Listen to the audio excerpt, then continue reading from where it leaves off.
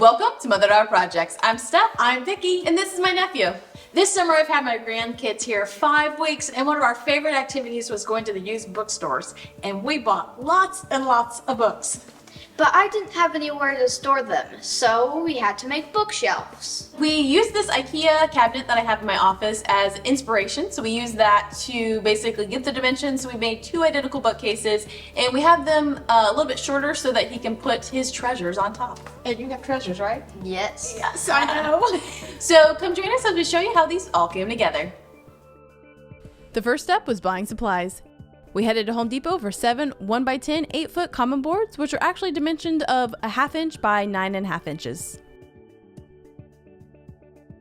We will also be using a Craig pocket hole jig, shelf pin jig, and pocket hole screws. I cut the lumber to size. The top and bottom are 47 inches, and the middle and the sides are 30 inches.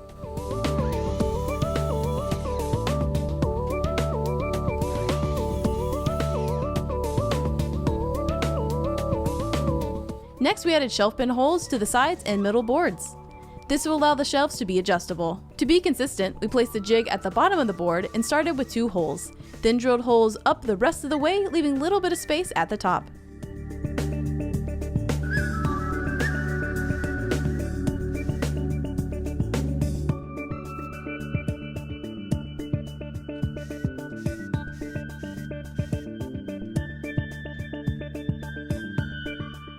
Each board gets 2 sets of holes. My nephew also helped with this process.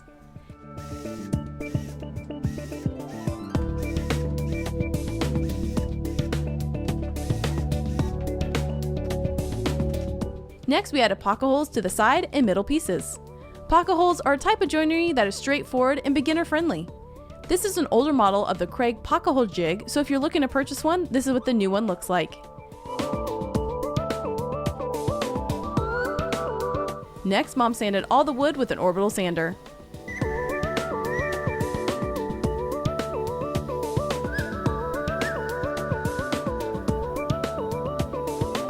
The holes for the shelf pins needed a little extra cleaning, so my nephew used a Dremel rotary tool to clean them up. The 2 boards in the middle will be next to each other, so we first glued them for extra support and waited for them to dry.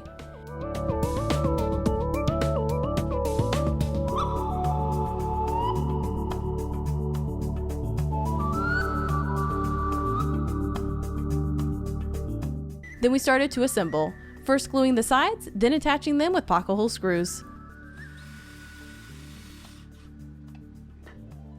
We glued the middle and added the screws. We made sure to use baby wipes to clean up any excess glue. Then we repeated the process with the top.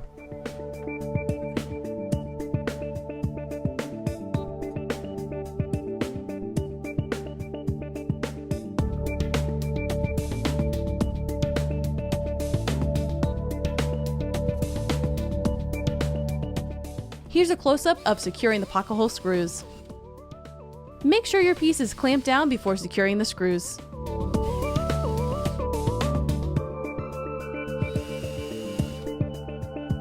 You can see here the long DeWalt clamps that we're using.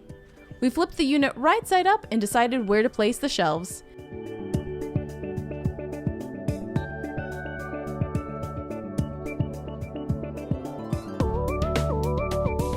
The shelf pins are in place, and off camera I cut the shelves to size. It's always best to cut the shelves last in case any measurements are a little off. Next, we cut the wood for the back of the bookcase. This is thin, inexpensive utility plywood that I cut to size with our Makita track saw. Before priming the shelves, Mom put painter's tape over the holes and hand painted it later as we didn't want paint to gunk up the holes. They first painted with primer and then went back over it with the final paint color. My nephew wanted the first unit to be purple, and here it is. We put the back in place and he stapled it on. This is a DeWalt carbon fiber staple gun. This is a great staple gun for all ages to easily use. And here it is, all done. He decided he wanted one to be purple and one to be green. I think this will look great in his bedroom with all his new books. What we learned! This was a great beginner project. I loved it that he asked us if we could build something this summer, and this is the perfect project for a beginner. We got to use a couple of really fun jigs, a pocket hole jig and the shelf pin jig. Just a great learning experience all around. Now you might be wondering the price of all of this, and we used 1x10 8-foot boards for the lumber for this, and we used 7 of those, and they were $22.56 each. So altogether, the lumber for this was $157.92. And then if you were also wondering what would this look like if you bought this just pre-made, we kind of looked on IKEA's website. They had something kind of similar, and the price of that was $147. So yes, it was more expensive to make it ourselves, but we were able to customize it exactly to our needs and get a really fun color. All right, so what was your favorite part of this build? The painting. I love to paint too. It's super fun. Just like his Oma. Yeah, that's right. All right, well, thanks for joining us. If you want to see more projects from us, be sure to visit us at mother.projects.com. All right, and you subscribe right here on YouTube. Click that bell and be alerted to all our new projects. We'll see you next time. Bye. Bye. Thanks for the help, buddy. Yeah, it's great.